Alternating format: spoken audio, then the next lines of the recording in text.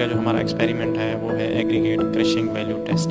इसमें जो जो ऑपरेटर्स हमें रिक्वायर्ड है वो मैं आपको बता देता हूँ। सबसे पहले है वेइंग बैलेंस, इसके साथ एग्रीगेट क्रशिंग वैल्यू ऑपरेटर्स में ये हॉलो सिलेंडर है, इसकी बेस प्लेट है, tamping rod, measuring cylinder, test load, set of sieves जिनमें हमारे पास एक जो पहली सीव है वो है 12.5 mm और दूसरी जो सीव है वो है 10 mm।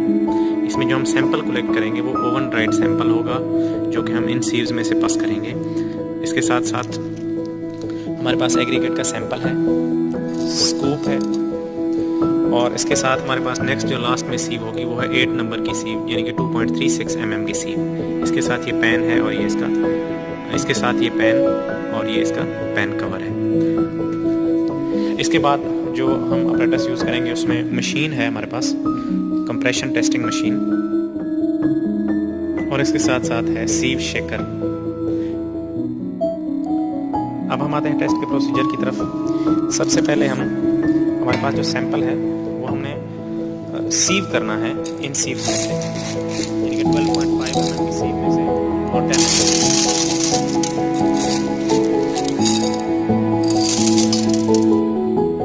सैंपल को 12 mm और 10 mm की सीव में डालने के बाद हम इस सैंपल को सीव शेकर के अंदर प्लेस करेंगे।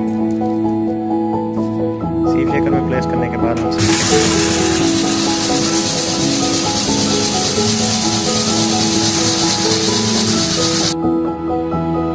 सैंपल को सीव करने के बाद 12.5 mm की जो सीव का रिटेन हमारे पास आ रहा है हम इसको वेस्ट कर देंगे,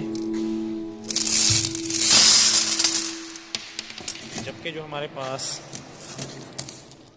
10 mm की सीव पे रिटेन आ रहा है ये हम टेस्ट के लिए यूज़ करेंगे। इसको हम क्या करेंगे, इसको हम इस मेजरिंग सिलेंडर के अंदर डाल देंगे। ये हमने 10 mm की सीव पे जो रिटेन सैंपल था ये सारा हमने इस मेजरिंग सिलेंडर में डाल दिया। इसी तरह से हम दोबारा इस सैंपल को सीव्स में डालते जाएंगे। उसी तरह से सीव्स की हम तरतीब रखेंगे, 10 mm और 12.5 mm की सीव, और इसी तरह से इसको शेक करते जाएंगे और इस सिलेंडर को हमने इसी मटेरियल से फिल करना है जो कि 10 mm की सीव पे रिटेन करेगा। ये हमने 10 mm की सीव पे जो सैंपल ने रिटेन किया है उसे सिलेंडर को फिल कर दिया। ये जो हमारे पास सैंपल है सारा ये 12.5 mm की सीव का पास और 10 mm पे रिटेन है जिसे हमने सिलेंडर को फिल किया है। अब हम क्या करेंगे, अब हम इस सैंपल का वेट करेंगे। उसके लिए हमने पेन लेना है और पेन का वेट 0 कर देना है।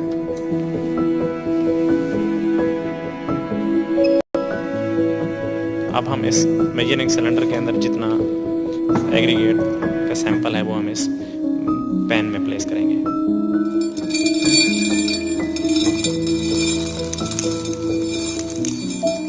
ये हमने मेजरिंग सिलेंडर का सारा सैंपल जो है वो इस पेन में प्लेस कर दिया है। ये हमारे पास इनिशियल वेट ऑफ सैंपल है जो कि 2419.3 ग्राम्स है। अब हम इसी सैंपल को इस हॉलो सिलेंडर के अंदर प्लेस करेंगे, इसको बेस प्लेट के ऊपर रखेंगे।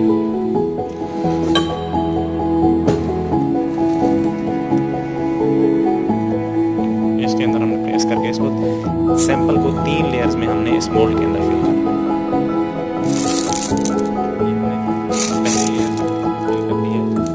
इसी सैंपल की पहली लेयर हमने इसके अंदर फिल कर दी है और हम 25 जो है इसको हम टेम्प करेंगे।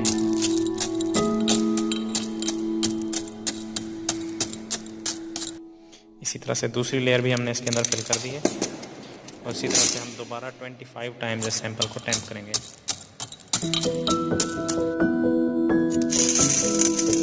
अब हमने सारा सैंपल इस मोल्ड के अंदर प्लेस कर दिया है और इसी तरह से हम दोबारा इसमें 25 टाइम्स इसको टेम्प करेंगे। सारा सैंपल इस मोल्ड में प्लेस करने के बाद ये जो हमारे पास टेस्ट लोड है ये हम इसी मोल्ड के अंदर प्लेस कर देंगे। इसका लेवल होना बहुत ज़रूरी है। इसके बाद हम इसको कंप्रेशन मशीन के अंदर रखेंगे। ये हमने मोल्ड को कंप्रेशन मशीन में प्लेस कर दिया है। कंप्रेशन मशीन में प्लेस करने के बाद हमने इसमें इसी सैंपल के ऊपर 10 मिनट में 400 किलो न्यूटन का लोड अप्लाई करना है। उसके लिए यहाँ से हम इसका प्रेशर लॉक कर देते हैं।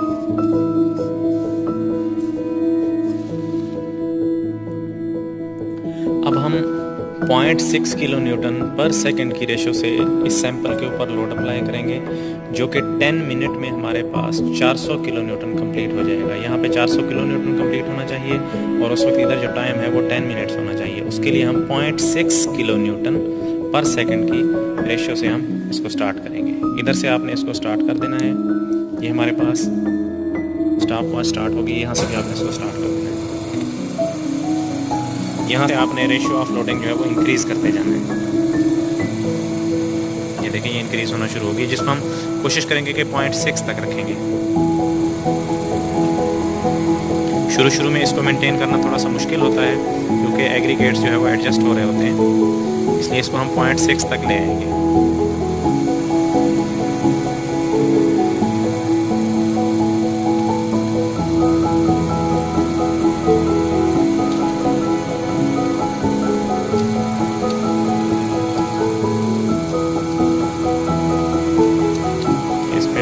होना शुरू हो गया है, जो कि 13-14 किलो न्यूटन जो है वो हो चुका है।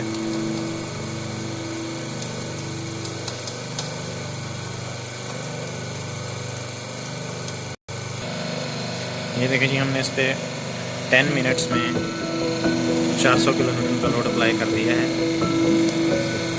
इसके बाद हम कंप्रेशन मशीन को ऑफ कर देंगे और इस सैंपल को हम बाहर रिमूव कर लेंगे। आफ्टर 10 मिनट्स एग्रीगेट की ये कंडीशन आएगी। इस एग्रीगेट्स को हम क्या करेंगे, इस पैन में निकाल लेंगे।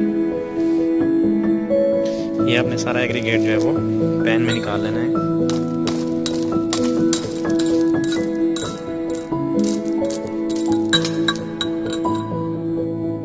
ये हमने इस मोल्ड में से ये सारा एग्रीगेट्स जो है वो अच्छी तरह से निकाल लिया है।